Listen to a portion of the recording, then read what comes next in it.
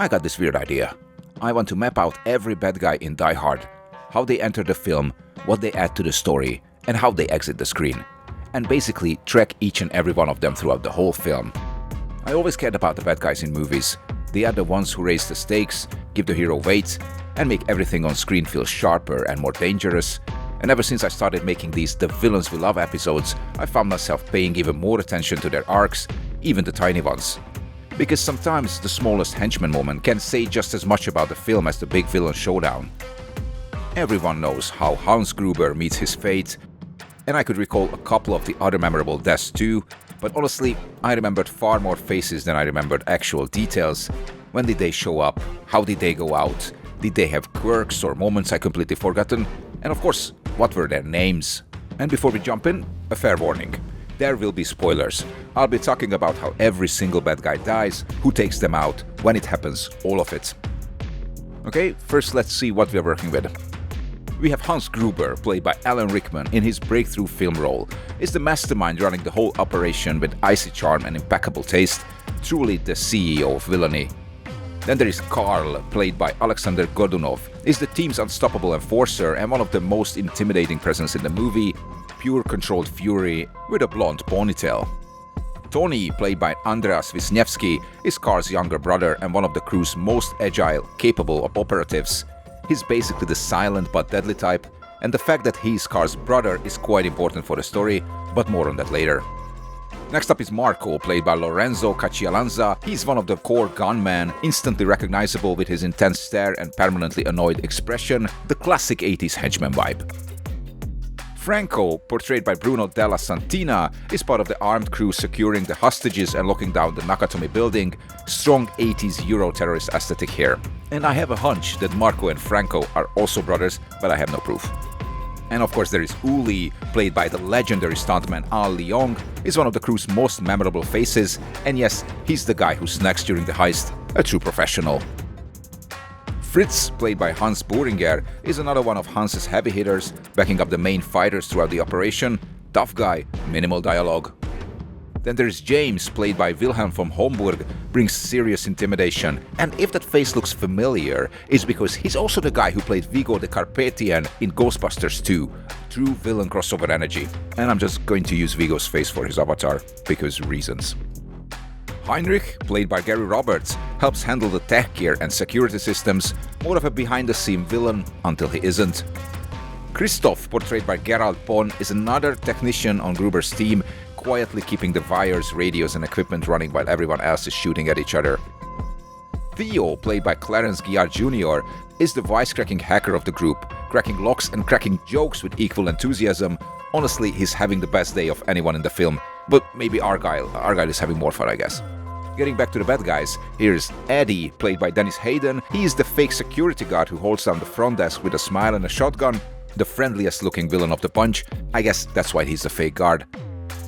And last but not least, Alexander, played by Joey Pleva, handles equipment and logistics for the gang, one of the quieter but essential members keeping the plan moving. And that's the team. Alright, here comes the breakdown.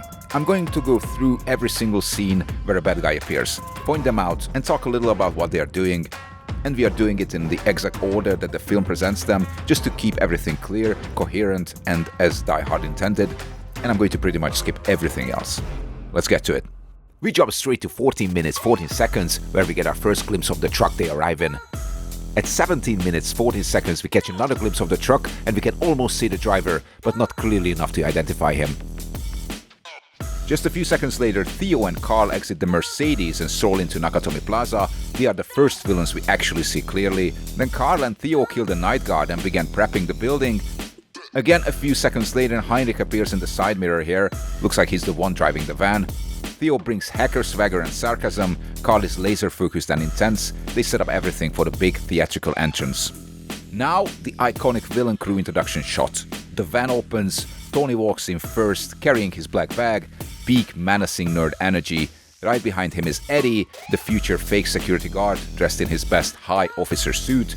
Next comes James, or Vigo if you prefer, followed by Hans Gruber, entering like royalty flanked by his loyal knights. On one side is Franco, and on the other Marco with his Italian charm. Fritz follows right behind them. In the wider shot we also see Uli, Alexander and Heinrich again, and probably Christoph pulling the trolleys. Everybody knows their rhythm, their formation, their role, flawless team choreography. With Carl and Theo including, that's all 13 bad guys entering the building.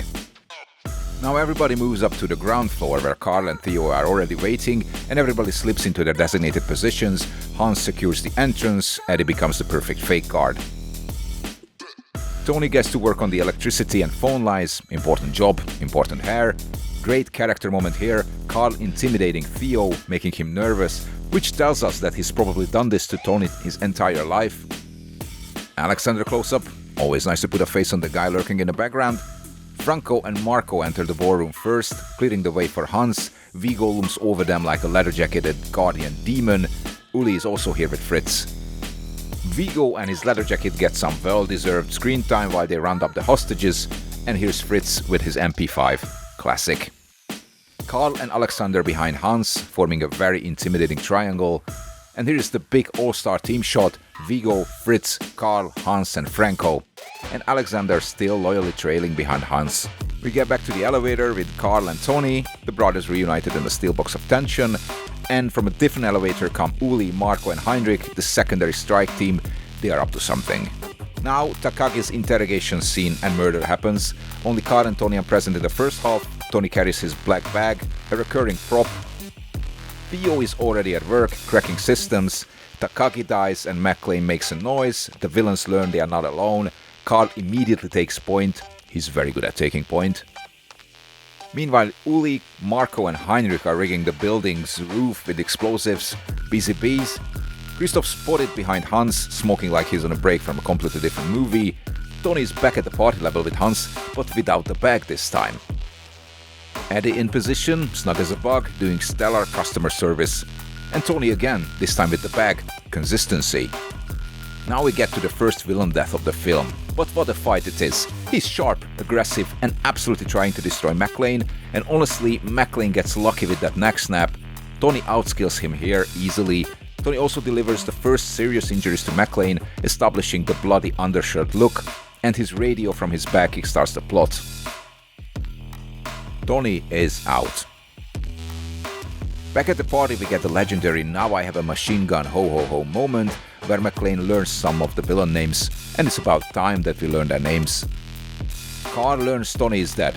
He's not thrilled. This instantly doubles his intensity. Great writing, giving Carl personal stakes and shifting him from henchman to secondary antagonist. Carl, Fritz and Franco head up in the elevator to find McClane. Carl pulls out his AUG because he can. The smaller guys carry MP5s. Hierarchy matters. They get into a firefight with McClane on the roof. McClane escapes into the vents. Cue the iconic shot. Eddie greets Officer Powell with maximum charm. Carl, Fritz and Franco check the situation outside. Alexander is already on scouting duty and gives them a quick status report. Vigo somehow is now on the roof and spots McClane breaking the window. He informs Marco and Heinrich through the radio. Marco and Heinrich head up after McClane. Heinrich dies quickly. Then Marco tries shooting down on McClane from atop a table and gets shot right through that table.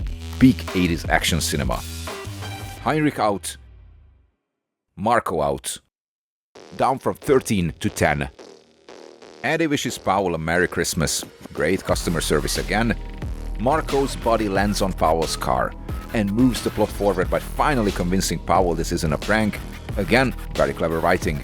Hans tries to calm down Carl and Fritz, and here we get the first Hans-McClane interaction through the walkie-talkie. McClane discovers Heinrich had the detonators and the C4. Huge leverage shift. Carl, Fritz and Franco rush to inform Hans about the deaths of Marco and Heinrich and the fact that the bag changed owners. Theo is still working on the safe, radiating mad genius energy.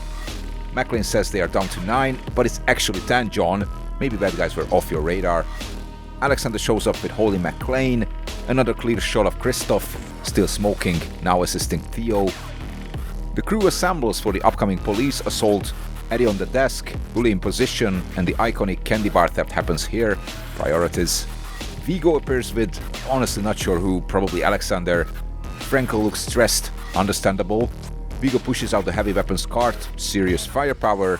Yeah, it was Alexander. Hey buddy. They start shooting at the police with RPGs. McClane can't have that. Boom! The blast takes out several guys. Vigo, James, disappears into the light. Alexander was close enough that we can safely assume that he's gone as well. James out, Alexander out. Crew goes from 10 to 8. Fritz enters the frame by stumbling awkwardly. I love it. Carl presses Hans about their situation. Hans has to juggle all the police, the hostages, the FBI, and now his emotionally unstable second in command. It's a tough day at the office. Fritz brings in Alice for negotiations. McClane refuses. Alice dies. Not a villain, but definitely not missed. Theo is almost through the final lock. Christoph lingers in the background, probably smoking. Here we can see Franco dragging out Alice's body. Hans and McClane finally meet face to face. Alan Rickman is brilliant here, charming, deceptive, slippery, but McClane isn't fooled, of course. Carl storms in to save the situation. McClane shoots. Fritz is next to go. Carl dodges. Fritz catches the bullets. Someone sprays and prays from the elevator. I'm guessing it was Franco. Yes, it was. Franco goes down next, shot in the knees, smashed through glass. Just brutal. Fritz out. Franco out. Crew down to 6. Eddie and Uli check in with Hans and Carl. With more than half the crew dead, the tension is sharpening.